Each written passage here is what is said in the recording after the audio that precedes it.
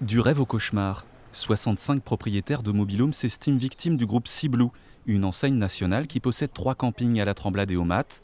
La fronde s'organise et s'accélère autour d'une association qui recueille les dossiers de particuliers. On s'est tous fait avoir. Aujourd'hui, il y a même des propriétaires qui sont avocats.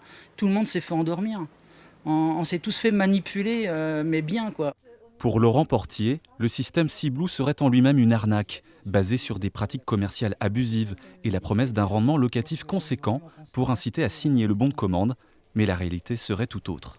Ils vous font des promos instantanées et en fait, ils vous disent qu'à un moment donné, vous allez payer 0 de loyer pendant 5 ans. Et en fait, c'est pas vrai.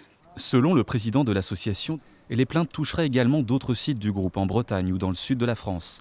Aujourd'hui, il attend que la justice se prononce et que l'État intervienne pour obliger les campings à plus de transparence sur leurs contrats. En attendant, Laurent Portier a décidé d'arrêter de payer le loyer annuel pour son mobil-home. On ne paye plus, nous, depuis 2019. Voilà. Vous êtes susceptible d'être expulsé? Oui, mais encore, ils me font pas peur, puisque comme je sais que de toute façon, au niveau de la loi, ils sont pas corrects, donc ça ne me fait nullement peur. Déterminé à remporter son combat face à Ciblou, le président de l'association s'active pour qu'un maximum de plaintes soient transmises à la justice. Dans ce dossier épineux, le tribunal judiciaire de La Rochelle a été dessaisi début juin au profit du tribunal de Bordeaux. Contacté, la direction de Ciblou dément les accusations.